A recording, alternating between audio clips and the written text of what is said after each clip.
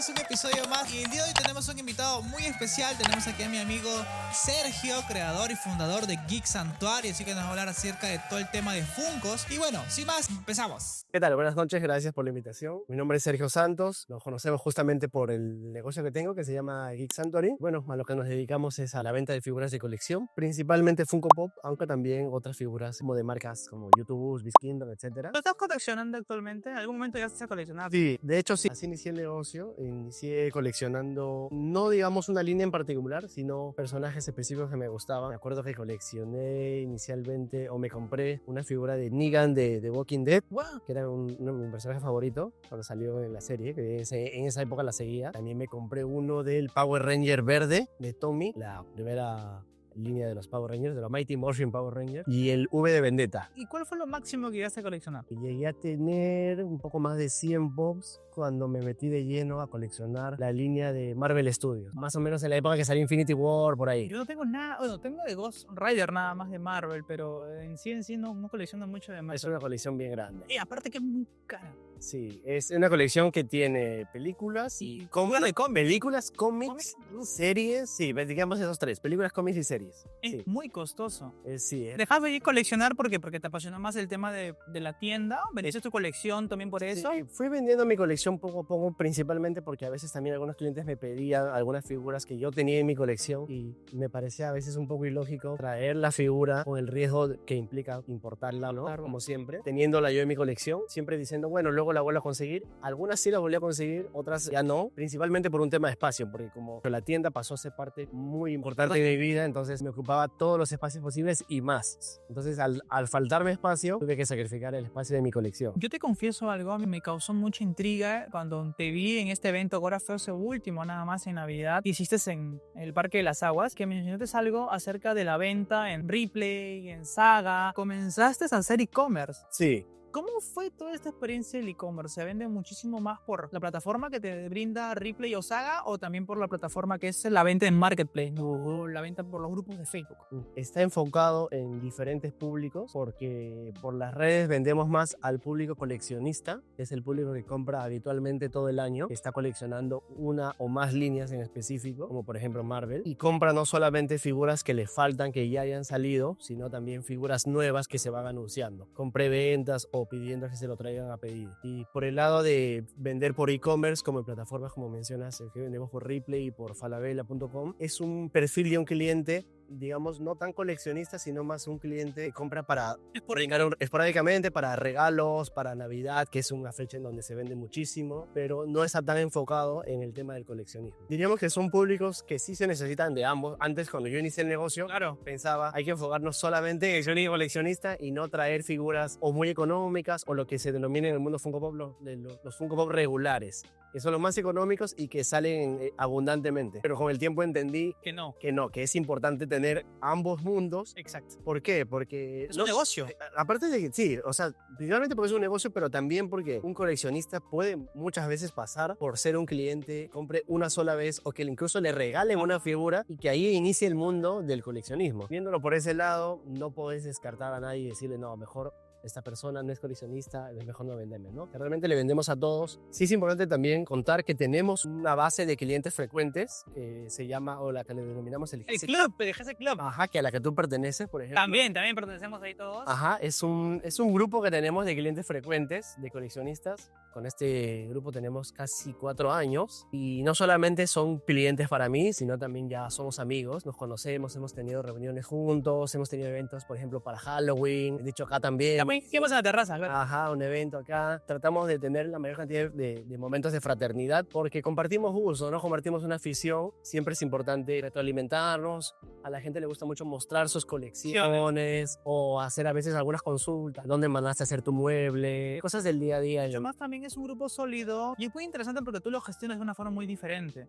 En otras tiendas no existe eso. He visto alguna que otra tienda aquí en Perú que lo tienen, pero yo diría ¿En serio? que Yo no conozco ninguna.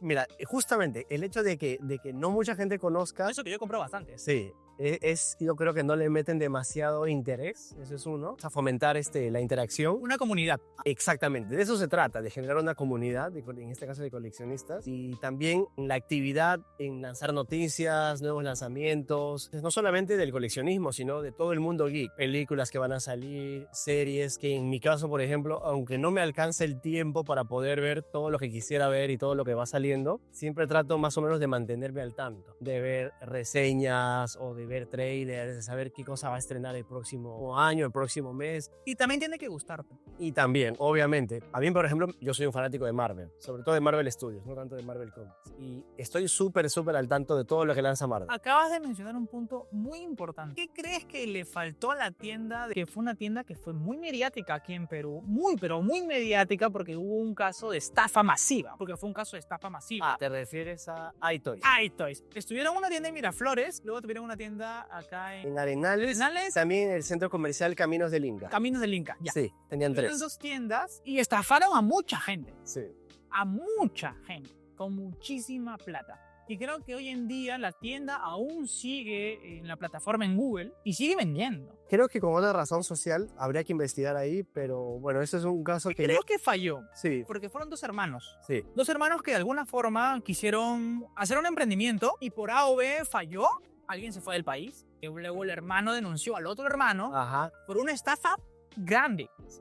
Un asunto familiar incluso. No fue poca plata. Ajá. O sea, fue mucha plata. Yo personalmente compré una colección de la momia, que fueron 3 Funkos, que compré a ¿cuánto? 80 soles. O sea, prácticamente a precio de pan con pan. Y llegaron a vender, me acuerdo, a 5 o 10 soles en algún momento. Pero yo creo que ese es un error, ¿eh? De hecho, alguna vez yo también lo he cometido, pero sí estoy familiarizado con la historia, con ese tema. En algún momento también les compré como coleccionista, que era cuando inicié. Ah, ¿compraste iTunes? También les llegué a comprar. Creo que todos hemos comprado en iTunes. Sí, todo el que empezó a coleccionar para esa época Compré en iTunes. debe haber comprado en algún momento. Incluso tiendas también le compraban porque sus precios eran tan bajos que... Eran buenos rematarlos, a cambiarlos. Sí, más barato que comprarle a un distribuidor o a un mayorista. Era raro. Sí. No sé qué hacían con ellos con el Ya, producto. y ese es yo pienso que es un error garrafal. Diría que, poco estudiado del tema del emprendimiento, diría que es un error no solamente peruano, sino un error latinoamericano. O sea, ¿querés hacer un factor en común que cometen la gente aquí? Sí, ¿sabes cuál es? Es el tema de pensar que porque tú tiras abajo tus precios, vas a tener más gente, vas a abarcar más mercado y vas a destrozar a la competencia. Supongo que con el paso del tiempo te terminas dando cuenta que no tienes una economía de escala o no eres una empresa lo suficientemente grande para respaldar un precio bajo con un costo bajo, sino que estás teniendo un precio bajo a costa de sacrificar tu margen de ganancia. Porque no ganas nada. No estás ganando nada o estás perdiendo plata. Ni siquiera estás recuperando en muchas ocasiones, estás perdiendo plata. Entonces, la pregunta sería, ¿cuánto tiempo podrías aguantar estar perdiendo dinero? Ok,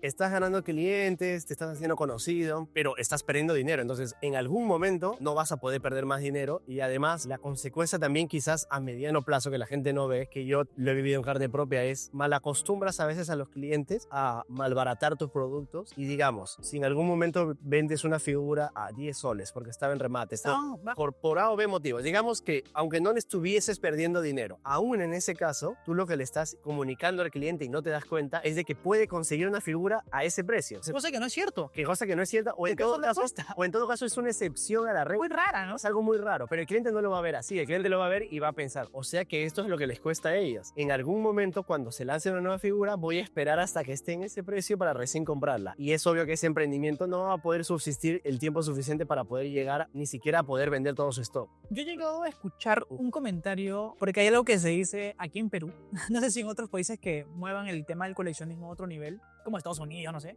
pero le dicen a los cachineros, ¿no? Podemos decir, ¿no? Los cachineros. Ajá.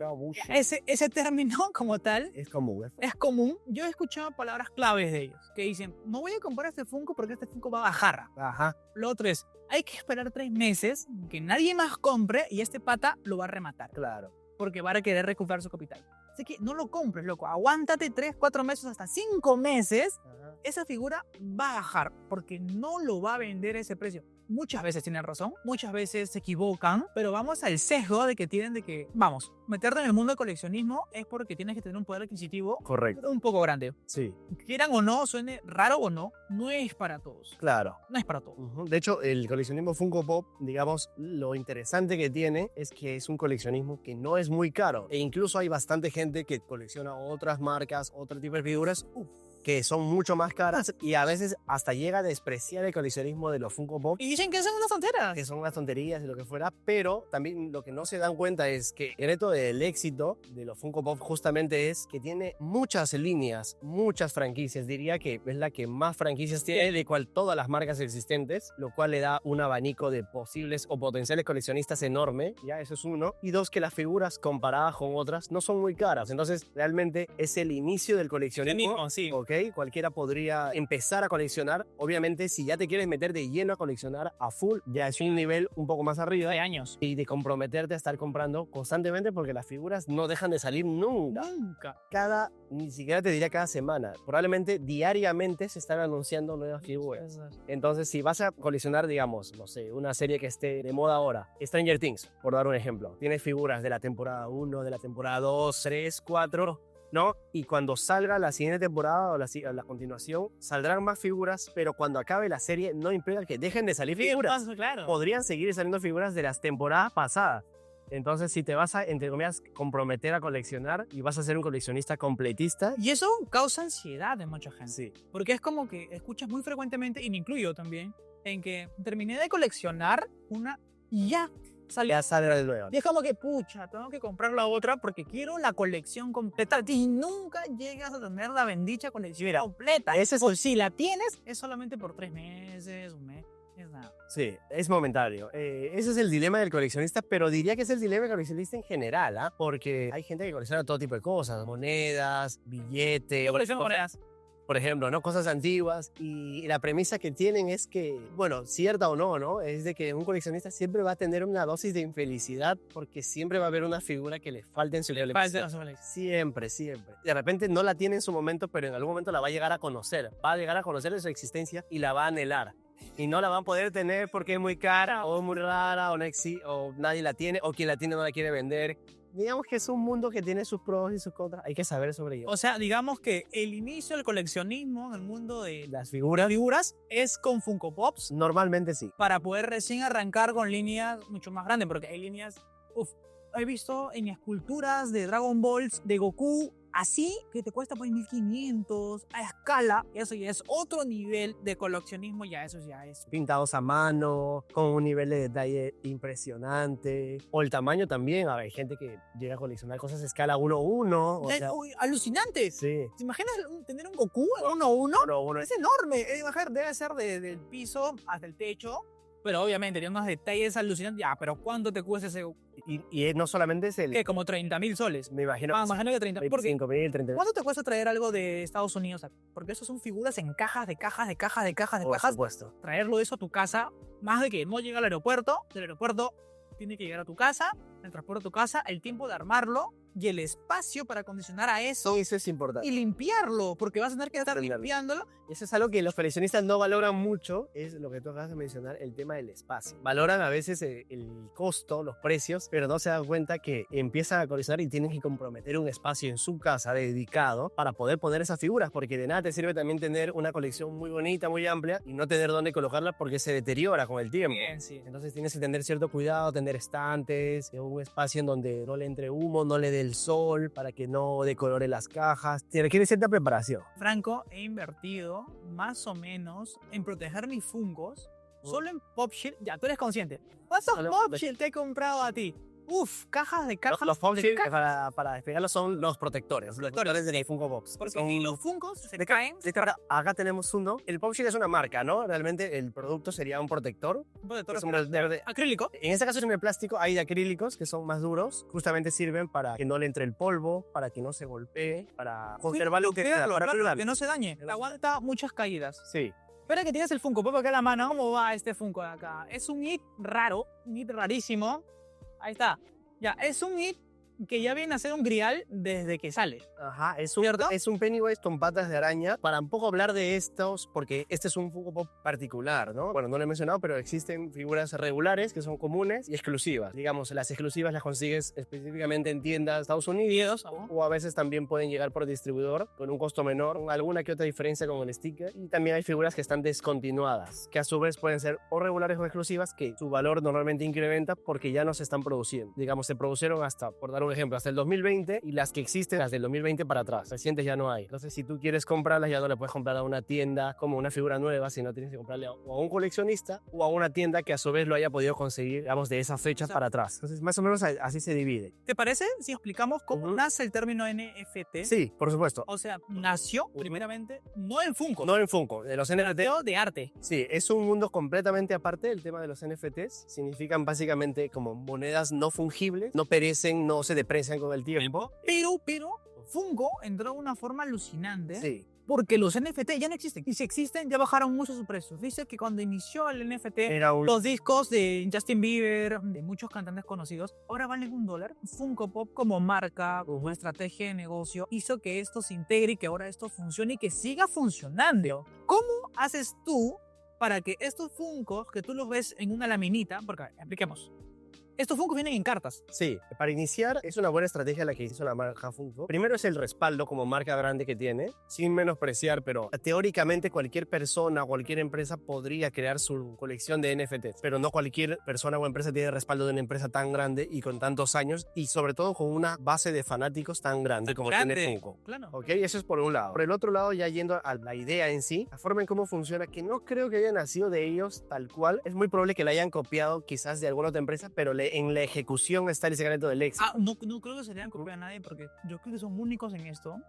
de sacar estos personajes raros. Yo me refiero al proceso de que el NFT se pueda canjear por algo físico. Exacto. Ajá. No existe. A eso creo que ahora, por ejemplo, para poder canjear algo por entradas físicas o cosas más parecidas a eso, no sé si tanto como coleccionables, pero sí para poder transformar, digamos, algo virtual en físico. Pero básicamente cómo funciona es, ellos lanzan una colección más o menos cada 20 días y, por ejemplo, ¿no? Esta es una colección que salieron de esta ni siquiera es la de IT específicamente, esta fue una colección de los villanos de películas de terror de Warner Bros. Entonces ellos lanzaron una colección de 6 figuras en donde uno tiene la posibilidad, eso es muy importante hablarlo de esa manera. Lo manejas espectacular. Es una probabilidad muy baja de poder obtener de todo un abanico de NFTs virtuales. Pero todos son cartas. O sea, tú compras sobres. Tú compras sobres sellados. ¿Cuánto cuesta ese sobre? Existen 2 tipos de sobres. Un sobre que cuesta $10 más impuestos en Estados Unidos. O sea, a nivel de Perú cuesta más. El aumento de los impuestos de Estados Unidos realmente, que son más o menos entre un 4 a 7%, uno las compra de manera virtual. Hay sobres de $10 en donde vienen 5 cartas o 5 NFTs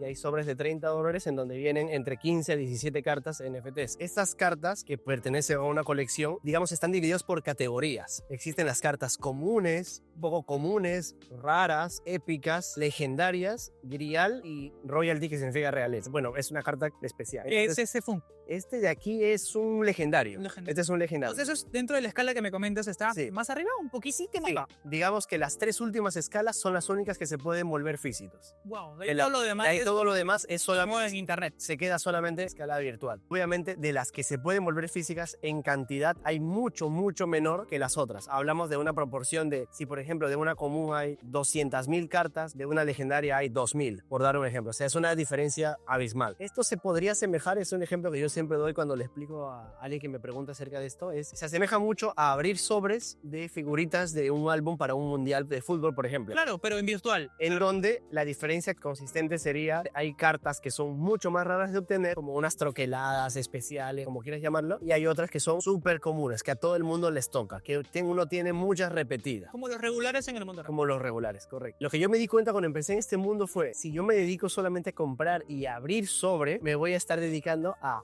básicamente tirar un dado y a ver si tengo suerte para poder conseguirlos. Y a veces puedes tener suerte porque es como jugar una ruleta, ¿no? No. Como que a veces no. Y si basar un negocio en base a la suerte, no va a poder ser sostenible en el tiempo. Entonces, investigando un poco, me di cuenta de que, o sea, muchas personas, como lo hacen por diversión, porque es muy entretenido poderte abrir sobres, te da mucha adrenalina a ver si te toca algo. Entonces, lo que yo hacía es, o lo que hago hasta ahora es, sí compro sobres sellados, pero me espero cierto tiempo, otras personas, incluso de otros países, abran sus sobres y cuando no obtengan lo que quieren o quieran obtener más de una unidad de algo en específico y los sobres ya no estén disponibles para la venta, porque esto es importante mencionar. Los sobres o se agotan muy rápidamente. Los añejas. Claro. O si no se agotan, los sobres que quedan sin venderse, más o menos a las 4 horas de lanzados, lo que hace Funko es los quema. Es decir, los elimina permanentemente. ¿Esto qué cosa logra? Uno puede decir, pero ¿por qué hacer eso, no? Lo que logra Funko con eso es que, si por ejemplo de una figura iban a existir 2000 piezas, ya van a existir menos. Y eso en el coleccionismo hace que por una cuestión de oferta y demanda, y de algo hay menos unidades, vale más. Entonces, digamos, no se terminó de vender o no se vendió tan bien como ellos pensaban que se vendería, pero redujeron la cantidad y entonces eso no afecta mucho al valor del mercado. Hace poco, justo lo que acabas de comentar, Funko mandó a quemar algo de 5.000 millones de piezas, las quemó. Y la gente dijo, uy, chaval, de sus Funko no valen nada.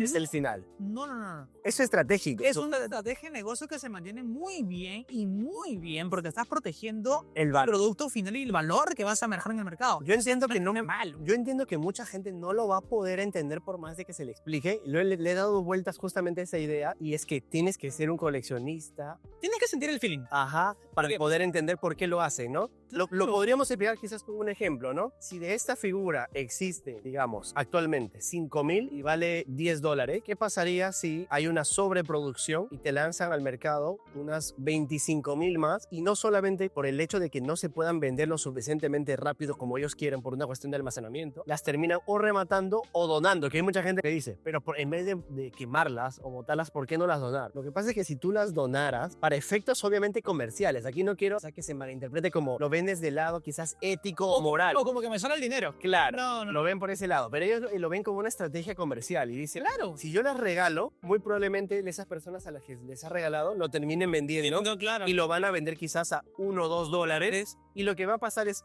las personas que pagaron $10 se van a quejar, se van a quemar y van a terminar bajando el precio, el valor del coleccionable al piso. Eso lo hacen marcas de lujo. El Real Louis Vuitton hace eso. Me sobraron carteras, me sobraron marcas, y en vez de regalarlas a la gente por producción, no, destrúyelas. ¿Pero por qué las estás destruyendo? ¿Por qué no las dejas? No, tengo que defender todo este nombre que me he ganado en el tiempo y no te lo puedo regalar. Sí, y la gente lo interpreta como es el fin de la marca, ya se acabó, vende todo porque ya no va a valer nada y no, el tiempo da la razón. Obviamente yo pienso que como cualquier marca Funko comete errores, obviamente lanza a mi entender, ¿no? Muchas veces figuras que nadie o casi nadie pide que lancen, o de películas o de series que incluso antes de salir uno ya en base a su experiencia, al tiempo que tiene en el mundo geek, puede pronosticar que no va a ser un éxito. Yo no lo veo que tenga mucho sentido lanzar figuras de algo que no vaya a ser medianamente exitoso. Si algo va a ser un fracaso, llenar el mercado de figuras es básicamente condenarlas al remar. Eso es lo que va a terminar pasando. Pero hay casos muy puntuales donde no tienen éxito aquí en Latinoamérica, pero en Estados Unidos son un boom. Sí. Y te debe haber pasado de que cuando quieras vender las figuras, acá no las compra pero nadie. Sí. Pero allá en el mercado gringo, eso es... Mira, te cuento un caso justamente que tiene que ver con los NFTs, que me pasó la semana pasada. Como te digo, como salen estas colecciones cada 20 días, hay colecciones en las que yo no participo, porque justamente veo que no tiene suficiente mercado como para justificar que yo invierta dinero. Porque por cada colección puedes llegar a invertir 300, 400, 500, 700, $1,000 inicialmente para comprar sobres nada más. Y luego, obviamente, ese retorno a la inversión es súper largo. Hablamos de 8, 9 meses a un año. No cualquier tienda puede llegar a hacer esa inversión porque por más de que no sea mucho dinero, el principal problema de las tiendas es el tema de la liquidez. Entonces, si tú vas a invertir para que tu dinero recién retorne en un año, cercano a un año, vas a tener un montón de tiempo, una ventana de tiempo grande en donde no vas a estar recibiendo dinero, pero vas a necesitar igual estar comprando otras cosas. Claro. Entonces tienes que poder tener liquidez suficiente para poder comprar. Bueno, y el caso específico que te iba a contar es el de Transformers, por ejemplo. Transformers es una franquicia que, aunque mucha gente las conoce por las películas de live action, realmente es una franquicia ya antigua, o sea, antiguísima, antes de los 80 incluso. Y tiene una base muy fuerte de gente. Es como Power Rangers. Como Power La gente dice, son Power Rangers, son pero tiene una base también bien fuerte. Obviamente. Ajá, entonces yo tengo la premisa de que mientras más antigua sea una franquicia, el coleccionista promedio va a ser una persona mayor. Por ser una persona mayor también suele tener mayor poder adquisitivo, correcto. Entonces quizás no le veo mucho mercado, digamos, para un mercado como el peruano, porque hay coleccionistas de Transformers. Se vio cuando filmaron la película acá el año pasado. Claro. En Cusco se vio que hubo una base interesante de fanáticos, pero digamos comparados con otras franquicias como quizás Harry Potter o Marvel, Claro. no es tan grande. Pero, por ejemplo, para el caso de los NFTs y de los sobres, iban a salir y yo estaba en la duda, ¿no? Si comprar o no comprar. Porque yo digo, si compro y los consigo, no creo que finalmente los vaya a traer, o sea, los vaya a conseguir en físico. Porque ¿Tenías dudas? tenía dudas de si el físico lo iba a poder vender acá. Pero cuando finalmente salió, me di cuenta que la gente, sobre todo en Estados Unidos, estaba muy entusiasmada. Así que iba a ser un sold out, o sea, se iban a agotar. De todas maneras. Entonces, por una cuestión de inversión, igual era una buena idea, aunque no trajera el físico, poder invertir en sobres, porque si no lo compraba en ese momento, ya no los iba a poder comprar nunca más, y lo más probable es que su valor se incrementara con el tiempo. Entonces hice eso, o sea, le aposté, en este caso no me equivoqué, me he equivocado en otras muchas ocasiones, a veces de maneras muy tontas, pero ya también la experiencia obviamente pesa. He invertido con esos, algunos ya los he intercambiado, otros todavía los tengo, pero no me desespero porque sé que igual con el paso del tiempo, si es que tienen cierto valor ahora, van a ir incrementando de valor, o al menos se van a mantener, que como todo en la vida te puedes equivocar, nadie es infalible. Y justamente retomo lo que me mencionaste de que hay muchos coleccionistas, compradores de coleccionables que piensan, esta figura va a subir y esta figura va a bajar. Y lo que yo les diría como conclusión es, ni siquiera las personas que estamos 100% metidas en este mundo sabemos y que somos expertos podríamos apostar al 100% a que algo así va a suceder. Podemos hablar de probabilidades. Es más probable que esto tenga éxito, es más probable que esto fracase. Pero yo no controlo la empresa para empezar. Yo digo, no, esta figura va a valer un montón, pero no puedo controlar que de repente Fungo se le ocurra la idea de producir un montón de unidades más de esa figura. Por lo tanto, si es que tenía un valor alto, va a bajar porque va a haber más oferta en el caso. Y como hay demanda suficiente, obviamente lo van a comprar, pero ya el valor bajará. Entonces, nadie es 100% infalible. Pasó un caso muy puntual con lo que estás hablando, que es el Vaporeon. Eso fue alucinante. Yo me acuerdo que fui al Real Plaza, que está acá en Centro Cívico, y vi a los Vaporeon chorreados así. Los Vaporeon Diamond. Sí, los Vaporeon Diamond, todos chorreados. Yo dije, pucha, compraré uno, ¿no? Y el Charmander. Voy a comprar uno y ya. Para tu colección. El único Funko caro de los Diamond que han sacado, Vaporeon, Jolteon, Vulpix, Flareon, todos Charmander, no todos han costado tan caro como costó ese Vaporeon. ¿Qué pasó con el Vaporeon? No lo sé. Yo tengo la teoría. Reaccionó de una forma muy rara, muy distinta y dije, no. Si Vaporeon funcionó, voy a comprar yo. Cada vez que compro, voy a comprar dos. Y no funciona. No funciona. No funciona. Mira, por ejemplo, ese caso particular, lo que yo creo que pasó, no creo que te dé la verdad absoluta, pero creo que pasó, fue que las exclusividades, tanto de pops exclusivas normales o de figuras exclusivas, como las de convención, se las dan a distintas tiendas en Estados Unidos. Ya ves, Hot Topic, GameStop, Target, Walmart, Amazon, etc. Pero hay algunas tiendas que reciben más unidades que otras. Es decir, no significa que un exclusivo de Hot Topic le dé a Hot Topic o a la escena de Hot Topic 50,000 unidades y otro exclusivo que salga a la par de ese, a GameStop también le den 50,000 unidades. Seguramente le darán 40,000, 30,000. Uno no sabe cuántas unidades le van a dar, pero más o menos puede llegar a tener una estimación dependiendo de qué tan grande es esa tienda y qué tantas tiendas tiene. En este caso, el Vaporeon Diamond que mencionas, que es un Funko Pop exclusivo de una convención. Y que ahora cuesta muchísimo. La diferencia, digamos, que tiene es que tiene un acabado como escarchado. Purpurina escarchado, que es el Diamond. Lo particular que tuvo es que fue exclusivo de una tienda o de una cadena de tiendas que se llama en Estados Unidos Barnes & Noble. Y esa de aquí es una librería, más o menos, ¿no? Como lo que aquí sería un crisol. Entonces no es una tienda que se especializa en venta de Funko Pops. Claro. No, es una tienda que vende libros y que también tiene algunos coleccionables. Entonces es lógico pensar de que a comparación de otras tiendas más grandes como Hot Topic o GameStop reciban menor cantidad de unidades. Si Hot Topic recibe como 50,000, de repente Barnes & Noble recibe 10,000. Si existen de otras figuras mayor cantidad de Vaporeon, existirán menos. Y cuando se expusieron a la venta, el Vaporeon se agotó muy rápido y la gente que es completista quiere tener a las evoluciones de Eevee completas. Entonces, Pokémon. Claro, tienes a Flareon, a Jolteon, a Eevee y te falta Vaporeon. Y lo que hace el mercado, en este caso se autorregula, es a mucha demanda y poca oferta, se eleva el precio, lógicamente. Entonces, una vez que se eleva el precio en Estados Unidos, lo que pasa en Perú es que aunque hayan varios Vaporeon, Todo el mundo. sí, pero originalmente el aumento de precios se suele dar en Estados Unidos, por eso lo pongo como ejemplo. Luego cuando llega acá a las tiendas como Phantom o cualquier tienda que venda, principalmente Phantom, que es la que más exclusivas tiene, lo que pasa es la gente las compra ya no tanto porque las quiera coleccionar, sino porque como ya sabe que su valor se está incrementando, quiere comprarlo para luego revenderlas. Pero lo que también a veces falla a las personas, quizás acá o en Latinoamérica en general, es de que se basan demasiado en el precio de algo que proviene de Estados Unidos cuando los mercados son distintos. Que algo valga $200 o $300 allá apenas salga, no quiere decir que aquí la gente va a pagar, porque de repente aquí todavía lo consigues a bajo precio. Yo me iría a un punto medio, diría, si se ha podido conseguir con relativa facilidad, no vale lo que costó, pero tampoco vale lo que vale en Estados Unidos. Vale más o menos en un punto intermedio entre uno y otro. Y también el cambio de moneda. O sea, que para allá $200 es como que fueran 200 soles, pero acá son 600 más. Claro, es muy difícil que alguien parezca.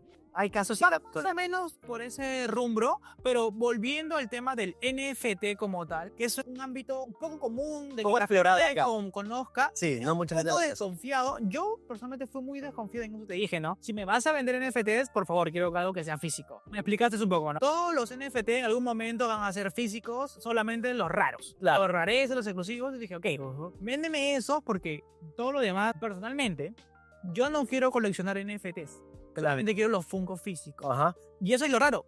¿Cómo haces tú para traer estos Funkos rarísimos? Ya, perfecto. Que son griales, ¿ah? Desde que salen son griales. Mira, justamente te contaba hasta el tema de los sobres. Entonces lo que yo hago actualmente es ya no alocarme, digamos, abriendo sobres y jugármela a la suerte. Estamos, ¿No? este es ahorita es algo, se me fue el nombre. Le llaman packs No, la plataforma, Steam. en Discord. O sea, Discord, lo transmití en Discord. Discord para poder abrirlos. Sí, ya lo dejé de hacer porque me di cuenta a veces que perdía dinero con ello. Demasiado, o sea, habría muchos sobres y realmente a veces no había nada. Sí. A veces vale O como tú dices. o puedes conseguir cosas, pero igual te costaron tanto los sobres que igual no te compensa lo que has conseguido.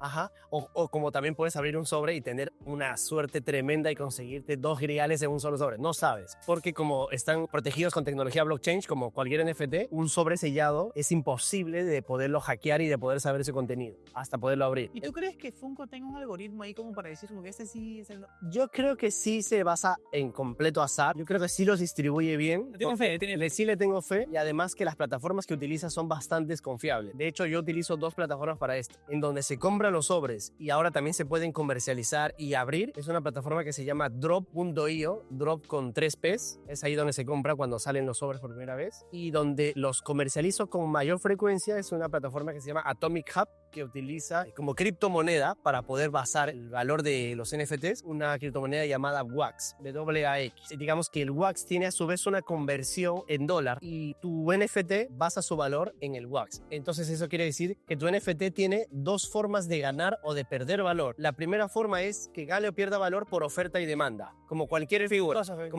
Si mucha gente lo quiere, aumentará de valor, pero como su valor está expresado en una criptomoneda y la criptomoneda también puede a su vez subir o bajar de valor, normalmente cuando una criptomoneda como el Bitcoin baja de valor, casi todas bajan de valor. Entonces si se desploma, pero se respeta en el mundo del Funko. o sea, se respeta en el sentido de que puede bajar la criptomoneda, y si tu Funko Pop virtual está basado en esa criptomoneda, Siempre y cuando todavía no sea físico. todavía no sea físico. Pero si es físico, yo creo que Eso vale, ese es el secreto, porque cuando tú lo vuelves físico, ya eliminas todo el tema de las criptomonedas.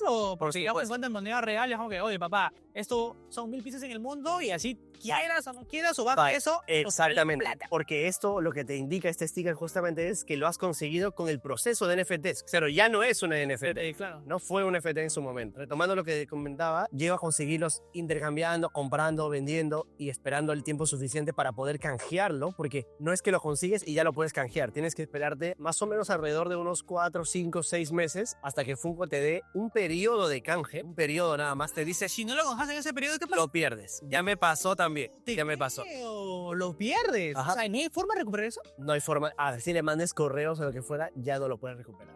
Entonces lo que pasa es, ese NFT ¿Pasado eso? me ha pasado. ¿Y con qué Funko está pasando? Me pasó una vez que un cliente me pidió un NFT y error mío, me esperé casi hasta el último momento para conseguirlo. Pero ya lo tenías. Tenía dos, pero un cliente me pidió uno, o sea, tenía dos, necesitaba dos iguales y un cliente me pidió uno y otro cliente me pidió el otro. Y yo me demoré demasiado en conseguir el segundo. Para cuando ya quería conseguir el segundo, el periodo para poder hacer el canje ya quedaba menos de una semana. Lo que hice fue, en mi desesperación, propuse intercambiar a otras personas que tenían NFTs lo que yo tenía, que era otro NFT distinto por el que yo estaba buscando. O sea, te doy A para conseguir B, porque B es el que quiero. Esto es un intercambio. Propuse intercambios, o sea, yo mando ofertas de intercambio. O sea, te digo, te doy esto por el que tú tienes. Y tú tienes la potestad de ignorarlo, aceptar mi oferta o rechazarla. Todo por eBay. Todo por una plataforma que mencionaba que es Atomic Hub. Es como el eBay de los NFTs, para que lo puedan entender. Esto del NFT Es un mundo muy exclusivo, muy muy aparte. personalizado. Ajá. Tienes que meterte. Tienes que meterte de lleno. Yo tampoco no me considero experto en todo el mundo NFT, sino específicamente en el mundo de los fungos NFTs, que es el mundo en donde yo me estoy moviendo actualmente. Entonces, en esa oportunidad lo que yo hice fue mandar varias ofertas de intercambio y cuando ya me quedó creo que 1 o 2 días, logré conseguir la figura porque, bueno, en este caso ya no consigues ni siquiera el NFT. Lo que hace Funko es, si tú tienes el NFT, te manda una moneda, o lo que le llaman a un token. Y ese token es lo que tú canjeas por su plataforma. Y el NFT pierde su valor porque como ya conseguiste la moneda y un NFT solo te puede dar una moneda, entonces este de acá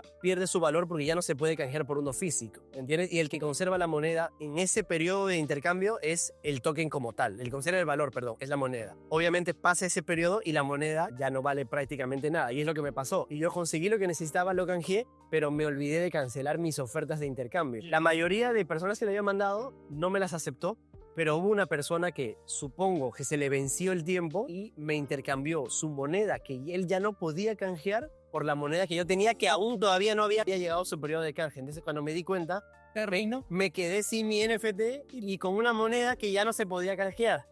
Por más de que le mandé correo a Funko y a Drop, ya no me podían ayudar porque son muy rigurosos con el tema de las fechas. La perdí, mejor dicho. Es como si lo hubiera regalado. Plata te cagó. Sí, me quedé sin nada. Pero obviamente fue mi error, porque yo debía haber sido más riguroso y haberme dado, primero, si mando oferta de intercambio, darle seguimiento y cuando ya lo hubiera conseguido, cancelar esas ofertas. Mira, yo, si soy franco, yo no podría meterme en eso porque yo acabo estafado terriblemente. O sea, yo no podría hacer eso. No, obviamente como cualquier cosa, en algún momento vas a perder dinero. O sea, nada, como dije hace un rato, nada, nadie es infalible. Y nadie nace sabiendo. Naces sabiendo y fregándola es donde más aprendes. Cuando pierdes dinero en cualquier negocio, creo que son los golpes más fuertes que te da y en donde mayor enseñanza te deja. En este caso, logré conseguir ese y finalmente lo llegué a conseguir en físico, pero ya no hubo, digamos, ganancia para mí. ¿Qué perdiste? Porque ya había una pérdida. Obviamente, de cara al cliente, es una explicación que ya a veces se la doy, a veces no es necesario. Con que yo le cumpla a él y él esté contento con su pop físico, yo me quedo por bien satisfecho. Y además, con el potencial de que luego, con esa confianza, ya me pueda seguir comprando más adelante, ¿no? Y yo espero ya no cometer esos mismos errores. Ya ven, gente, hay mucha gente que menosprecia este proceso de los Funkos NFT, porque mucha gente en el marketplace, aquí al menos en Perú, no, son huevadas, son tonteras, que eso no vale tanto, que eso va a bajar. No, papá, eso no va a bajar y eso no lo va a tener cualquiera.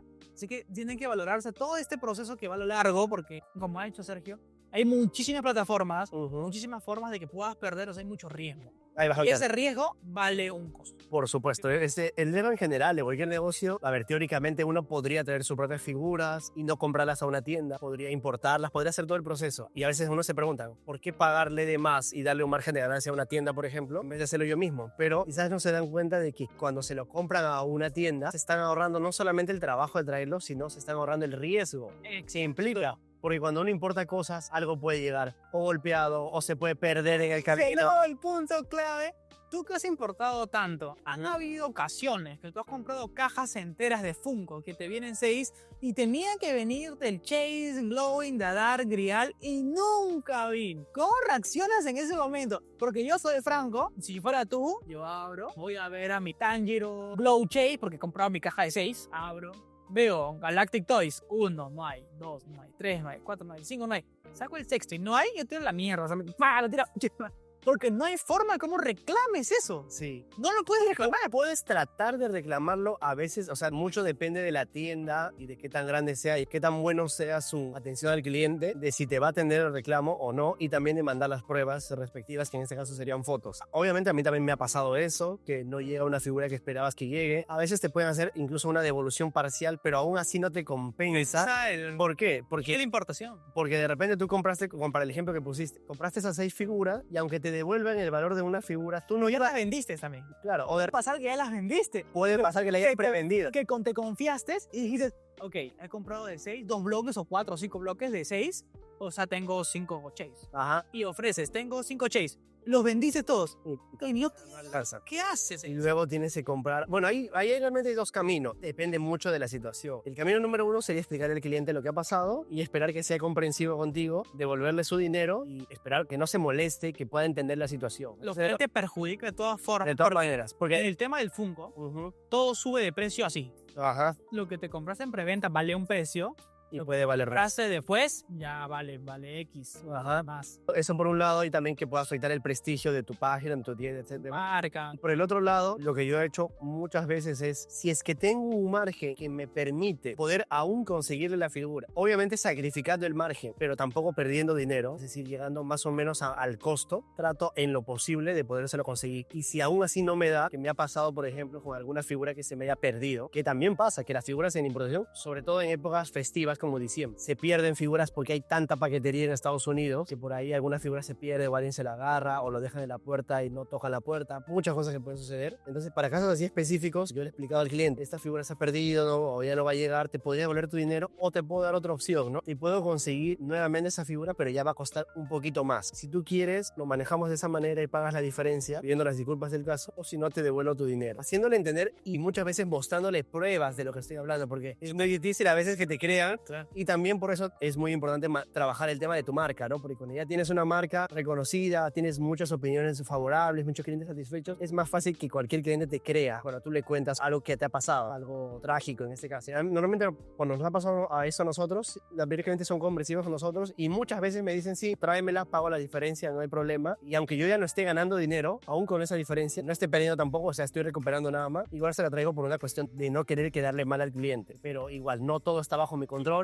Me ha pasado cajas que en época de lluvia se han mojado y la lluvia ha traspasado la caja y se han llegado cagados y los he tenido que rematar, obviamente. Nadie me reconoció prácticamente nada porque es una cuestión de la naturaleza. Lo que callamos los importadores. Ajá, lo que llaman los importadores. También cajas golpeadas, que a veces lo reconocen, diría un 50-50, a veces lo reconocen, a veces no. Por eso muchas veces en las preventas no prometemos el perfecto estado. De mencionar otro punto importante. ¿Qué pasa con este perfil de clientes que quieren que la caja sea como si recién hubieran salido de la fábrica?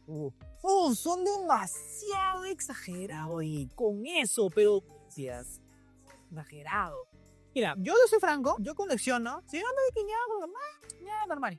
Pero yo he visto, porque he recogido en el centro cívico, yo he visto a gente que lo mira y lo mira, que la esquina, que el esto, que...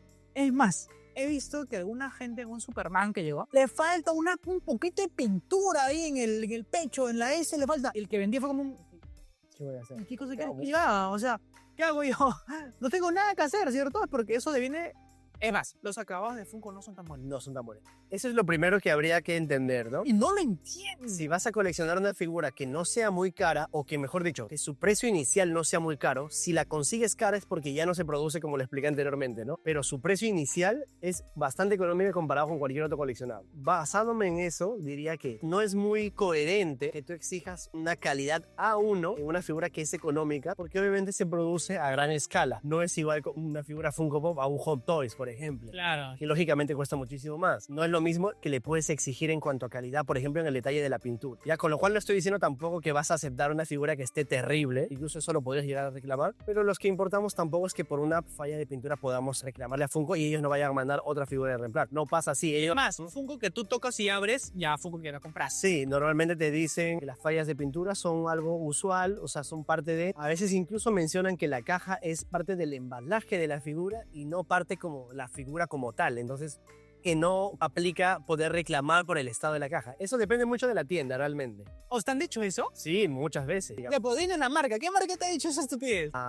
No. A ver, en este caso, hay tiendas que ya están fuera del negocio. Pop in a Box, me recuerdo. Pop in a Box. Pop in a Box. ¿Qué sticker es ese? Es un sticker como metalizado, como si tú le hacías el reclamo, normalmente lo que hacía es o te ignoraba o te decía que... No, o sea, no te respondí el correo. Ajá, o simplemente la caja no es parte de la figura y tenías que aceptar que venga todo roto, la caja. Si no te puedes quejar con Funko como que, uy, por si acaso Pop in a Box está mandando esta cochinada. Podrías, pero realmente no es que hiciera nada. Quizás con el paso del tiempo, la consecuencia que tiene es que la gente le dejó de comprar un poco. Actualmente, te podemos decir que ya quebró, o sea, ya no vende... Vende Funko. Al menos ya no vende Funko Pops. Que no sé si seguirá vendiendo De otras cosas. Probablemente que sí. O sea, tienes un montón de experiencias en base al tema de Funkos. De todo realmente. Últimamente casi siempre compro en Funko Shop, que es la tienda principal de Funko, porque además de vender sus exclusivos, también vende exclusivos de otras tiendas. Pero ellos son los dueños, ¿no? Me pasa, por ejemplo, lo siguiente, ¿no? ¿Te has sacado sala también? O sea, muy poco. Pero te ha tocado, malo. Y me he logrado, por supuesto. O sea, ellos mismos que venden con Todos son infalibles. No son infalibles. No te crees. Mucha gente que inicia en este mundo de redes sociales en el e-commerce, porque esto abarca todo lo que es ventas por internet. No solamente la venta de saga, Ripley, sino en diferentes plataformas que tú podrías crear.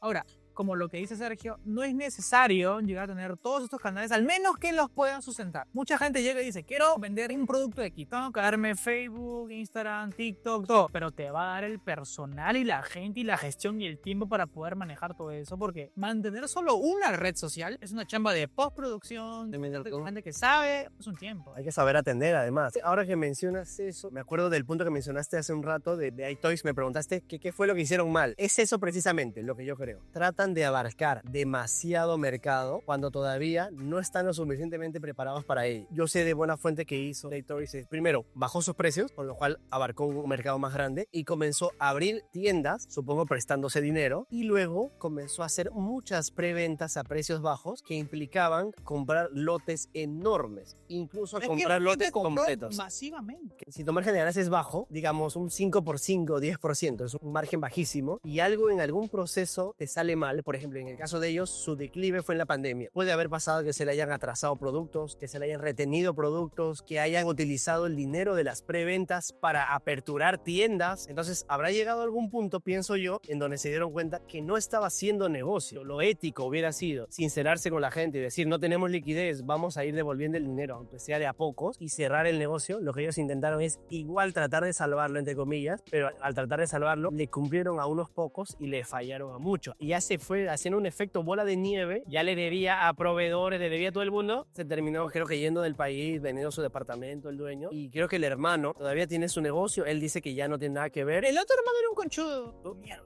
Ya, digamos lo crudo. Sí. Pero que el pata fue como que, eso no se hace en la familia, bro. Sí. Ya, ok, ya la cagué, pero no me quito, pues loco. O sea, no me voy y como que, ¿sabes qué, loquito?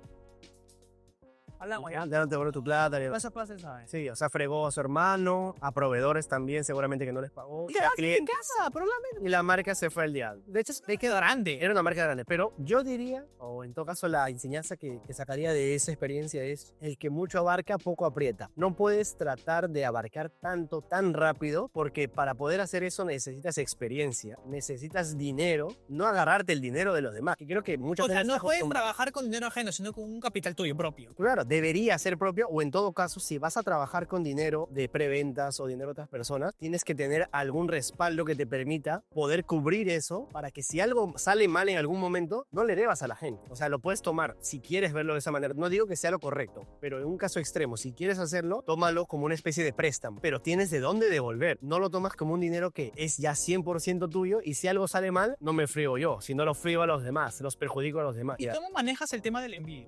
Esto es... Porque mira, la envidia puede venir de alguien muy cercano, del tema familiar, incluso de tus cercanos, en tu equipo de trabajo. Tú te esfuerzas, chambeas, estás trabajando y de vez en cuando sales a tomar tus tragos, a comerte algo y pasarlo bacán, chévere, porque es el balance de la vida. Y cuando comienzas a publicar, a poner cosas como que realmente te está yendo bien, ¿cómo lidias con el tema del envidia? El tema del envidia en el tema de Funkos es duro. Sí, es un mercado bastante tóxico, diría yo. La gente que comenta en Facebook diciendo que tienen muchos problemas emocionales y no saben digerir toda esta cosa. Hay un complejo del peruano, del latinoamericano, de que eres un tonto, ¿qué es? Posopirar algo ok, tú no puedes, pero no pueden aceptar ellos de que ellos no pueden. Yo no puedo pagar esto, pero no te concibe en ti de que alguien sí puede pagar eso. Te está mal si te molesta. Te molesta y lo envenenas y lo arañas y lo dañas y lo haces ver como que fuera un estúpido. Tú eres inteligente y ahora eres un estúpido. Yo no cuestiono a gente que puede comprarse algo muy muy caro porque ellos sí pueden, porque yo no puedo. O sea, yo no voy a ser un imbécil y decir, oye Messi, te compraste un Lamborghini. ¿Por qué te compraste un Lamborghini? Deberían Tonto, deberías ayudar a este dinero para la gente de África. O sea, suena pero si esa persona tuviera dinero, lo más probable. Pero yo lo veo. O sea, pero existe ese Sergio acá y es envidia a nivel de... Existen muchos niveles, principalmente por el tema de la competencia. Pero puede haber una competencia limpia. Debería. Yo conozco a mucha gente en el tema de Funko, porque le he comprado a muchísimas tiendas que existieron, que ya no existen, que murieron y que nacieron como un emprendimiento. Hubo una tienda que se llamaba Funkonática, una vaina así, que conocí a una chica, hablé, conversé, le vendí, bla, bla, bla. Incluso hasta una chica venezolana que abrió su tienda, bacán, le compré, todo chévere, y quebró. Y luego abrió otra que le compré, boom, y quebró. Todo bien con eso. Lo veo después de tiempo, y hay un tema de envidia, joda, con tu tienda. Yo le comenté a una tienda, le dije, ¿sabes qué? Mira, este Funko yo no lo voy a comprar porque tú me regalaste en una ocasión un Funko. No me acuerdo qué Funko me regalaste, pero me regalaste un Funko. Y dije, ya no me vendas este Funko porque con Geek Santos me lo regaló. Y me dice, ya, ok, chévere. Y se puso áspero conmigo. Ya te cambió el trato ya. Sí, me cambió el trato como si yo no le hubiera pagado nunca el contado, como si hubiera sido un cliente X. Y de un momento a otro, de nuevo volvió el trato. Yo creo que se dio cuenta de que yo no soy un cliente cualquiera, pero si yo no fuera un cliente cualquiera, ¿por qué merecería ese tipo de tratos? No hay un control emocional, que igual es difícil. No digo que sea fácil porque cuando uno es vendedor en general, lidia con muchas cosas en el día a día, con muchos tipos de personas, muchas situaciones. Entonces sí te puede llegar a estresar, te puede llegar a cansar, te puede llegar a frustrar y eso te termina afectando. No debería. Y demuestra envidia. Demuestra que no tienes justamente control emocional y es algo que tienes que trabajar. La experiencia también te ayuda con eso. Yo creo que nunca deberías perder los papeles con un cliente. O sea, ni cliente con vendedor, ni vendedor con cliente. De ambos lados. Excepto quizás cuando hay un nivel de confianza en donde ya llegan a ser amigos. Pero aún así con pinzas. Yo te considero tu pero yo nunca te por ejemplo, te faltaría el respeto. Claro. Al decirte, ¿sabes qué? No tengo plata para pagarte. ¿No? O sea, porque yo sé que eso es tu chamba, eso es tu negocio, eso es tu core y lo que fuese. Siempre cumpliré con eso. O sea, siento que hay una brecha. Sí. Yo soy muy chévere. Han habido ocasiones incluso que he comprado por Marketplace y me han mandado hasta la conchinchina por un Funko. Y es más, le decía, ya llegué al sitio. Y me decía, no, ven a mi puerta. Si siquiera salían a la esquina de su casa, no, nada. Si querían que lleguen a la puerta. Y yo he ido, los he recogido, los he pagado, los he yapeado y me transferí y me fui. Pero vamos a ese nivel de que hay gente que vende así. No tiene trato quizás. La experiencia. Tenemos un cliente que llegó a tener más de 2000 pops. ¡Wow! Más que yo. ¿En Perú? Bueno, en Perú. O sea, ese pata está aquí. Tenía tantos que ya no tenía espacio obviamente en su departamento. Tiene un almacén en donde ya tenía las cajas apiladas. Ya no las podía tener exhibidas. Los tenía guardados. Eso de mi mamá está que me bota. También. Pues están acá los muñecos. Pero al menos están ahí. O sea, esto que hablo es un almacén con las cajas selladas y ahí guardadas. Y además deteriorándose porque con la humedad y todo se deteriora. Él me propuso el año pasado, me dijo, ¿no me quieres comprar esto y esto y esto? Y yo le dije, te soy honesto, ¿no? No tengo la liquidez necesaria para poderte comprar todo eso. Y además no sería tan inteligente de mi parte porque si yo te lo compro hasta que yo lo termine de vender me va a tardar mucho tiempo. O sea, mi retorno de la inversión es largo. Ahora tenemos 3 o 4 personas vendiendo bajo la modalidad de la consignación. ¿Qué significa? Ellos me dan los Funko Pop si quieren vender. Obviamente pasan un filtro. Tengo que decidir cuáles sí y cuáles no porque tampoco le puedo aceptar, dame tus 1000 Pops y todos porque no tengo espacio suficiente para almacenar la carne. Claro. O con los que yo creo que puedo vender o también que de repente no repito personajes o que yo ya no los tengo. Diferentes factores. Y sobre esos pops le ponemos un precio el cual yo le puedo pagar a él. Y obviamente yo para el interno de Geek Santori le ponemos un precio al cual nosotros creemos que lo podemos vender. Llegamos al acuerdo, por dar un ejemplo. Yo creo que este pop lo puedo vender a 120. Yo le propongo a él, yo te doy 100. Pero te doy los 100 una vez que se venda. No ahora. No tengo el dinero y no lo he vendido. Si pasado cierto tiempo no se llegara a vender, yo te lo devuelvo y ya vende el otro, ¿no? Entonces, ¿qué ventaja le da a él? Primero, como me lo está dando, se va a ahorrar el espacio. O esas figuras, porque me han dado cientos de pop. Bueno, esa es otra historia. Ese cliente, nomás que te digo, me dio más de 300, como 400 en total, hasta el momento. Ha ido bien, la verdad. Hemos vendido bastante. Del primer cliente llegamos a haber llegado a vender casi la mitad ya. O sea, se podría decir que Geek Santori está lanzando esta oferta para las personas que quieran revender sus pops. Sí, que quieran principalmente o dejar de coleccionar, ya sea al 100% o de manera parcial, o simplemente gente que creo que es lo más común es cuando ya se van quedando sin espacio y quieren enfocarse en líneas en específico. Entonces él me dijo, ya no quiero coleccionar Marvel, pero déjame todo lo de Spider-Man. Entonces lo de Spider-Man se ha quedado, excepto lo que tiene repetido. Me comentaste algo muy interesante con lo de Hollywood, que es una marca que hizo este evento también en Navidad. Bueno, los chicos de Hollywood somos, podría decir, amigos, sí, o sea, nos conocemos bastante ya con Jorge, bueno, que es el vivo de la cabeza. Luego tenemos una muy buena relación. Como te digo, hemos estado en sus eventos que han organizado. Algunos han ido mejor que otros. Claro, ha sido como parte de nuestra incursión de Geek Santorini en feria. Que algunos nos han ido bien, otros nos han ido mal. Y la última que nos ha ido, pero así, pésimo, pésimo. Porque ni siquiera te diría nos ha ido porque nos han estafado. Cuéntanos esa historia de ese muy mal rato, de ese evento desastroso que no es de la Comic Con. La historia, digamos, resumida es que existía una Comic Con Lima. Y hace unos años hizo el cambio de nombre a Comic Convention Latin America. Con ese nombre estuvo como 2 años, durante la pandemia incluso. Y nosotros participamos por primera vez en el año 2022, que fue bien, nos fue bien. Porque eran 3 amigos. Sí, eran 3 socios. 3 socios que estaban haciendo las cosas bien. Bien, ni tan bien, más o menos. Que cuando se hacía en el Jockey se hacía mejor. En esa época se hizo en San Miguel en el Arena 1, que el local no era lo más adecuado y la gente respondió. Yo creo Miguel Chivogen. tú puedes criticar el hecho de que sea una mala organización, eso lo puedes criticar, pero finalmente si los resultados son buenas ventas, a nivel económico igual te da. Igual yo no me quedo callado, igual reclamé, se dijo lo que tenía que decir en su momento, esperando que hubiera una mejor. Y con ese precedente participamos en la del 2023, ya no con 1, sino con 2 stands. Y ahí vino el riesgo que yo asumo mi error, diciendo que yo me equivoqué, me apresuré, mejor dicho, quizás por una cuestión de competitividad mal manejada de mi parte, de decir, si otras tiendas tienen 2 stands, ¿por qué no mandarme yo con 2 stands si para este punto tengo casi el doble de stock que tenía el año pasado? Entonces sí me da para llenar 2 stands. Y además que podía contratar más gente, cometí ese grave error que fueron casi 10.000 soles, ¿no? Que podrá quizás para algún otro negocio no parecer mucho dinero, pero en el mundo en el que yo me muevo es una cantidad considerable y además no solamente es un dinero que se pierde, sino es un dinero que dejas de darle rotación. Lo que pasó fue que el evento se postergó con aires ya de cancelación. Finalmente sí se llegó a realizar, pero fue un evento muy pobre, fue un evento con mucho y merecido bullying mediático. Las 2 personas que reclamaron en ese evento que se realizó en el Jockey fue Tocalate, fuiste Tocolaco, Tatorio, yo con de Tocalate y le he comprado, he hablado muy bien con él. ¿Cuántos asaltos alquiló él? alquiló una más, su negocio es diferente al mío. Tiene una tienda física o una isla en el Jockey, entonces él tiene un flujo constante de ventas físicas, presenciales desde el término, que yo no tengo, porque nosotros vendemos principalmente por internet. Entonces a nosotros sí nos emociona, digamos, participar en eventos, o nos emocionaba, bueno, ya nos agita un poco la emoción todo esto, porque es nuestra oportunidad de, primero, que nos conozca gente que no nos conoce, que nunca nos va a comprar de manera virtual porque no compra presencial, y segundo, que gente que nos compra y le mandamos por delivery, por envío, pueda por primera vez presencialmente comprar. Es algo que es como un acontecimiento 1 o 2 veces al año para nosotros y nos iba bien, pero con al final decidimos obviamente no participar por una cuestión ya de dignidad, porque sabíamos que el evento iba a ir mal y yo quería la devolución de mi dinero más que me ofrezcan alguna otra solución. Dicho sea de paso, me ofrecieron la devolución de mi dinero. Ahí está el video del TikTok que tú mencionas. Fue un video viral en su momento porque fue un desastre el evento. La gente grabó TikToks de que iba y realmente no había nada. Fue un evento que hicieron básicamente para justificar de que tenía que hacer.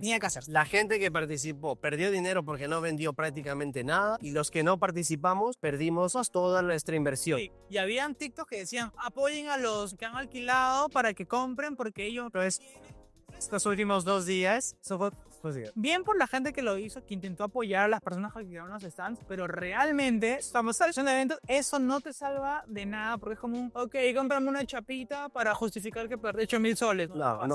Además que no estamos aquí considerando otras cosas, los pasajes, la comida, el contratar personal, y lo más importante probablemente después del alquiler es el inventario o el stock que tú compras para participar del evento. En mi caso, nosotros solemos comprar productos relacionados a los artistas que van a participar, que eso es otro mundo aparte, que son artistas que normalmente cancelan su participación. Lo de Drake fue rochoso, o sea, fue vergonzoso. El mismo Drake puso en su página, no voy a participar en la Comic Con, no sé por qué siguen poniendo mi nombre. Me están estafando. Los de están estafando a mí y están en el derecho de poder reclamar de que les devuelvan sus entradas. No creo que le hayan devuelto a nadie. En mi caso, a la gente que pedía su devolución de los stands le habrán devuelto un 15-20%, parcialmente algunos, y creo que a 1 o 2 le devolvieron total. mal. En mi caso no me devolvieron ni un sol, que quede aquí grabado, porque tampoco nunca lo dije ante cámaras. En su momento no lo conté por miedo a represalia. Una época que casi nos lleva a la quiebra. Porque además no solamente es cuestión económica, es cuestión emocional. O sea, ¿Dónde fue lo que pareces? exactamente, o sea, en la Comic Convention Latin America, para no confundirla con la Coco Pongo Perú, para no afectarla, en alquileres fueron casi 9.000 soles, solo en alquiler. Y contando el tema del inventario y eso, que es algo indirecto, habrá sido al menos unos 2.000 o 3.000 soles más como mínimo. Fuera de el tiempo, porque me he tenido que transportar varias veces para poder reclamar mi dinero, como en el video del TikTok que tuve que ir a Arenales y estar ahí detrás, porque obviamente para alguien que es emprendedor el tiempo es dinero. Cuando comentaste en el grupo de que ibas a hacer todo esto, de ir a Arenales, porque tú lo seguiste, Arenal. Él estaba haciendo creo una firma de autógrafos. Sí, lo voy a dividir, digamos, en 3 momentos importantes, presenciales, fuera de todo lo que ha sido virtual. El primer momento fue cuando fui a hacer mi reclamo con Oscar Caballén, que era el encargado de la Comic Convention para todo lo que tiene que ver con el alquiler de los stands. Ese fue el primer reclamo en el que está en el TikTok, en el Centro Comercial Arenales. O sea, eso fue antes de que se desarrollara la Comic Convention. Ellos lo que hicieron fue, con nuestra plata de la gente que pagamos los stands, para no perder a Mario Castañeda, que supongo que ya lo había contratado. A Castañeda le pagaron un viaje. Si estuvo de viaje a Cuba. Con nuestra plata. Con la plata de la gente. Sí, con nuestra plata. O sea, todo bien con ese pata ya, pero pues bien conchudos. Entonces lo que hicieron fue, como postergaron su evento y seguramente a Mario ya le habían prometido que venía a Lima y no les atracó la postergación, dijeron, hacemos un pequeño evento en el Centro Comercial Arenales donde él pueda firmar, donde podamos lucrar con él, porque nosotros no vamos a perder, ¿no? La Comic Convention no pierde, pero nosotros creo que han ganado. probablemente no. Pero sacaron siquiera a las migajitas. Entonces yo lo que hice fue ir a encararlo a este Oscar Caballé para que me diga cuándo me iban a devolver el dinero. Ahí está el video que graba donde él dice, creo que un mes o mes y medio después de la grabación, que me iba a devolver y que ya había un cronograma, etcétera. En esa oportunidad me retiré y hubo todos esos medios probatorios y ahí quedó. Pasaron esos 2 meses, esperé incluso 1 o 2 semanas después de la fecha que le había prometido y como no cumplió, lo que yo hice fue tratar de contactarme con el dueño de la Comic Convention. En esa búsqueda de encontrar al dueño, llegué a ubicarlo en su departamento, en Surco. Entonces llegué a hablar con él y presencialmente él me prometió que sí me iba a realizar la devolución. Entonces que lo iba a realizar con los ingresos que iban a tener en la Comic Convention, porque según él le iba a ir espectacular y otros años habían tenido un montón de plata y les había ido muy bien. Un poco viendo que no me quedaba de otra, fui paciente y esperé. Una vez que comenzó la Comic Convention me di cuenta que era un desastre, que no iban a ganar casi dinero y fui personalmente para poder hacer el reclamo. En la primera fecha no lo encontré, solamente hablé con uno de sus trabajadores, y para la segunda fecha inicialmente no lo encontré, pero ya fui decidido no solamente a reclamar dinero, sino a exponer el caso. Y lo que hice fue ir con un letrero diciendo que me habían estafado, que me devuelvan mi plata, con Jean-Pierre, con el compañero de la otra tienda, y en cierto momento por fin nos atendieron. O sea, eso lo hicimos para que nos atendieran, porque nadie nos atendía tampoco. A este acontecimiento derivó un acontecimiento violento por la parte del dueño de la Comic Convention, Claro. donde me amenazó de muerte. Dicho sea paso, para esto ya me había amenazado antes por llamada telefónica. O sea, te llamó, te dijo que te voy a matar. O sea, yo le dije que ya me tenía que devolver días antes de eso y ya me había amenazado diciéndome que no, nos agarramos a balazos y no sé qué. Y en esta oportunidad, que inicialmente estaba más calmado, se puso iracundo cuando se enteró que yo estaba grabando todo. Yo no había dejado de transmitir en vivo toda la conversación que habíamos tenido porque yo ya había venido transmitiendo en vivo desde antes. Como él lo abordamos con la conversación después, yo no dejé de transmitir. Entonces se expuso su verdadera cara, su cara violenta, su cara de conchudo, ¿no? Porque antes de eso era, somos empresarios nosotros dos, entiéndeme, te voy a devolver tu plata, yo no me voy a quedar con tu dinero, tranquilo, mira que nos está yendo mal, compréndeme, pero cuando termine con mi convention te voy a devolver, les he devuelto a los demás. Pero cuando se dio cuenta que se le estaba grabando, infinidad de cosas. Y todo eso lo pusiste. Se expuso hasta cierto punto porque obviamente yo tuve que cortar la comunicación por temor a lo que me pudiera pasar, sin contar con que él además actúa con su seguridad al costado, no solo, con los seguridades del evento, pero que son personal contratado por él. Simplemente me retiré. Se expuso no solamente mi caso, sino también caso de muchas personas, y también por el lado de que ese evento, con él a la cabeza como tal, ojalá y espero, y voy a estar al pendiente de ello, que nunca más surja en el Perú, de prevenir a las personas de que puedan ser estafadas como me pasó a mí, ¿no? Que al final es compartir experiencia, no es hablar mal, compartir una experiencia real y tener pruebas de algo, no puede llamarse hablar mal de algo. ¿Cómo llegas a este personaje? En este caso, como yo ya había participado en 2022 de Oscar Caballén, ya tenía el contacto en donde básicamente me dan el ofrecimiento. Ellos escriben. Claro, ellos te escriben, te dicen, ya estamos aperturando los stands para... No sé si en esa oportunidad me habrán escrito o quizás yo habré escrito, no lo recuerdo, creo que fui yo, pero hay una convocatoria de marcas. Las convocan, le dicen los precios y tal, y pagan el 100% adelantado. No te... Eso los stands. O sea, pagan completo. Completo, aunque falte medio año para el evento. Pero no te Sí. hacen un contrato. Supuestamente te lo van a dar, pero tienes que esperar hasta cierta fecha para la firma del contrato. Que también es error, obviamente, de parte de nosotros, de los feriantes, por no exigir el contrato al momento del pago. Inmediatamente. Si lo hubieras denunciado, ¿tú crees que hubiera procedido? Porque no hubo una denuncia formal, nada. Aquí en el Por Perú, redes. la única forma de ganar en un caso así sería hacer una demanda colectiva, unirse con varias personas afectadas y todos juntos contratar a un abogado y llevar el caso hasta las últimas en conjunto. Porque mientras más gente está estafada, más peso tiene. El problema está que aunque se trató de hacer de esa manera, lamentablemente no se logró. Económico también. No solamente económico, sino que la gente tuvo esperanza en igual participar del evento y recuperar algo. Prefirieron ir por el camino más fácil. Tampoco los puedo culpar porque al final es decisión de cada uno. Los eventos en general se han desprestigiado un poco a raíz de eso. Lógicamente les ha salpicado un poco a todos, sino también porque es un esfuerzo adicional que uno tiene que hacer para participar. Tendría que ser algo muy, muy llamativo. No quiero tampoco pecar de creído al decir esto, no es porque mi marca sea súper... Tampoco me creo que sea la mejor marca. ¿Y en algún momento has pensado cambiar un poco de rubro? Cuando inicié el negocio, decidí ponerle Geek Sanctuary justamente porque quería un nombre que reflejara un lugar a donde una persona considerada geek pudiera sentirse a gusto. Muchas tiendas que compiten con nosotros tienen en sus nombres la palabra Funko, la palabra Pop. En mi caso no quería casarme con ninguna marca. Actualmente vendo Funko Pop principalmente, diría como un 90%, es porque creo es el coleccionable más versátil y más vendido. Pero no quiere decir que si en algún momento esa marca cayera, yo voy a o me va a dejar de gustar este negocio o me voy a dejar de dedicar a esto. Tranquilamente puedo variar, ya sea a otras figuras de colección con las cuales ya he estado probando, marcas como YouTube, que estoy trayendo cada vez más, marcas que son estatuas pequeñas como Beast Kingdom, que también tengo, que son con un gran nivel de detalle y no son muy caras, algunas mochilas también como Launch Fry, que aunque son parte de Funko, son para como otro mercado. Últimamente también traigo figuras Bandai, que son model kits más para niños, más orientados como juguetes. Es un mercado amplio que igual puedes ir probando nuevas líneas. Yo recomendaría, si vas a hacer eso con cualquier negocio, no le metas demasiada inversión, porque primero tienes que un poco ir estudiando el mercado, a ver qué tal responde. Si te mandas a traer, no sé, pues un contenedor de un cierto producto, un cierto juguete de moda o algo, y te sale mal, o mucha gente lo trae, o sea,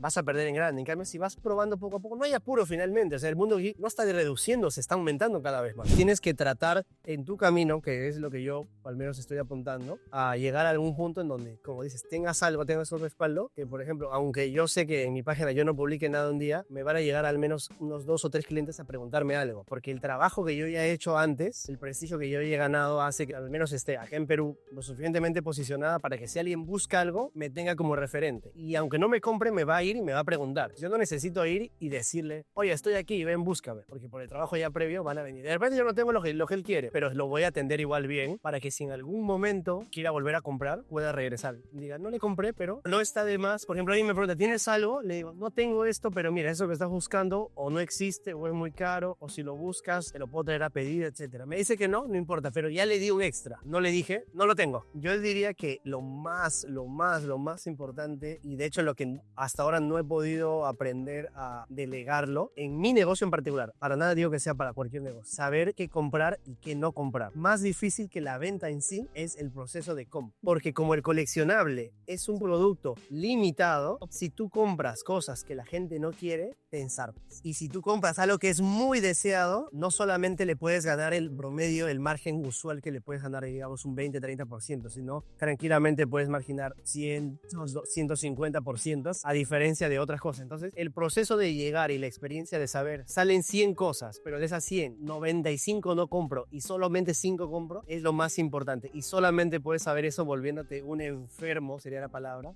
y un experto en lo que haces. Yo diría que probablemente, sería muy poco probable que haya alguien, o yo soy de las personas que más conoce de mi negocio en este país. Si alguien me pregunta de algo, yo ya sé de qué me está hablando, aunque yo ya no haya visto esa serie o no haya, pero yo tengo ese conocimiento por los años también ya que me dedico a eso. Si yo fuera un mal comprador, así sea el vendedor número 1, igual no me iría bien. Vendedores número 1 y buenos vendedores hay en muchas tiendas y en muchos lados que tienen el mismo producto. ¿Qué me sirve que sea el vendedor número 1? Estoy compitiendo con otras otras personas que también lo están vendiendo. En este negocio en el que estoy, en el negocio del coleccionismo en general, tener lo que el otro no tiene es la base a veces del coleccionismo. Eso atrae a la gente. Yo pongo algo que no es tan pedido, pero es algo que ya es antiguo. Otras tiendas no lo están trayendo y lo lanzo en preventa. Eso por sí solo atrae a la gente. A veces se bloquean y todo, y a veces yo también bloqueo gente que viene. No me da miedo decirlo. ¿Por qué has bloqueado gente en Facebook? Hay mucha gente que tú has bloqueado que se queja en Facebook diciendo, esa gente me bloqueó.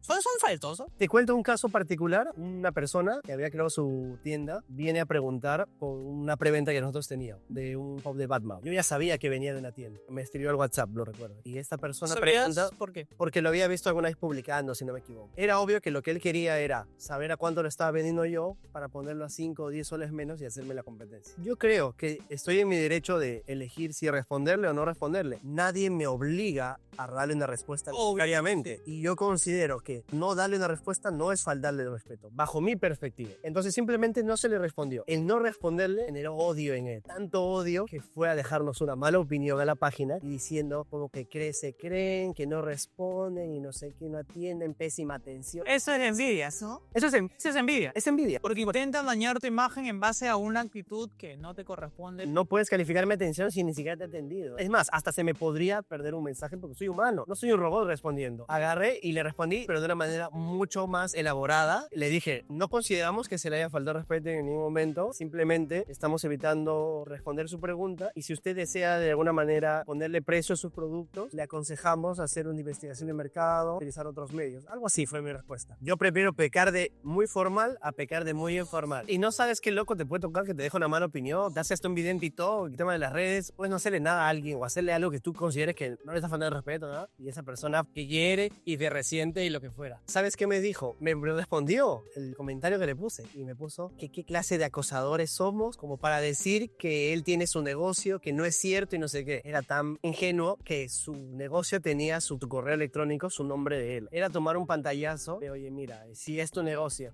Estaba negando lo innegable. Ya no le respondí más porque de verdad es que era ese tipo de gente nos odia. O sea, gente imbécil. No le hemos hecho nada. Ahora, que tú me digas que alguien me odie, que le he dado un mal servicio, es diferente. Yo diría que la pandemia hizo nacer muchos emprendimientos y potenció otros emprendimientos porque nos forzó a tener que dar ese paso. Ahí nació el delivery. Nació el delivery porque antes yo hacía mis entregas nada más. El delivery era muy poco, de ahí se volvió casi todo full delivery. Y también sabes por qué me ayudó para filtrar clientes. Porque ese cliente que quería que le entregue en Estadio Nacional y me dejaba esperando una hora para ganarle, como te digo, 5 o 10 soles, desapareció. ¿Por qué? Porque era un cliente que no estaba dispuesto a pagar 10 soles por un delivery. Entonces, aunque al inicio dije, pucha, estoy perdiendo cliente, a la larga, como lo veo ahora hacia atrás, digo, qué bueno que lo perdí, porque ese cliente no era para mí. O sea, no era para un emprendimiento como el que yo quería tener. Está bien tener muchos clientes, pero no todos los clientes son para ti. Es lo que mucha gente le cuesta entender. Que ese cliente le atienda otro negocio, que esté dispuesto a hacer ese sacrificio. Y si lo hace, quizás no le va a durar mucho, ¿no? Porque es un cliente que no paga mucho.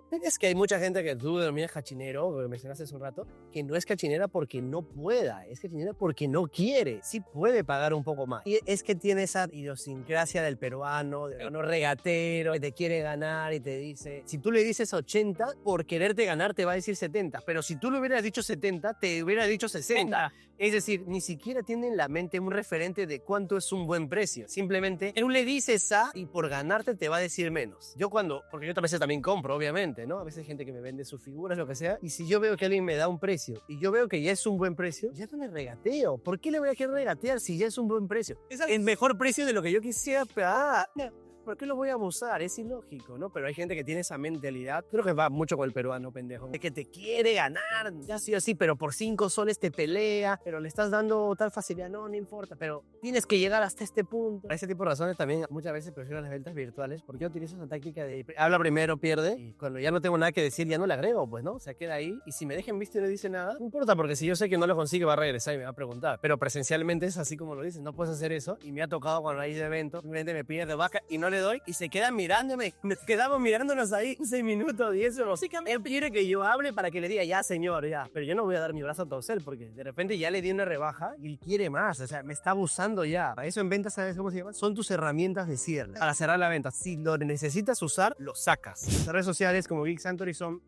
@Geek Sanctuary, que es con C entre la N y la T, _PE en Instagram. En cualquiera de nuestras redes se encuentra nuestro WhatsApp también, que los enlace directamente. Esas son nuestras 3 redes principales. Esta fue una entrevista que se grabó a inicios del 2024. Esta fue la primera entrevista que hice, así que si ven algo de timidez es porque fue mi primera vez. La entrevista en realidad duró más de 4 horas, pero no tuvimos una pausa o un límite, así que no le podemos poner un fin. Incluso llegó un punto en que el micrófono se cortó y ya no hubo cómo continuar. Si te gustó el contenido, sígueme en mis redes sociales aquí en YouTube, también por Instagram o por TikTok como Limón Salvaje. Así que espero que les haya gustado ese nuevo formato y que hayan disfrutado de la entrevista, al menos algo hayan podido haber aprendido.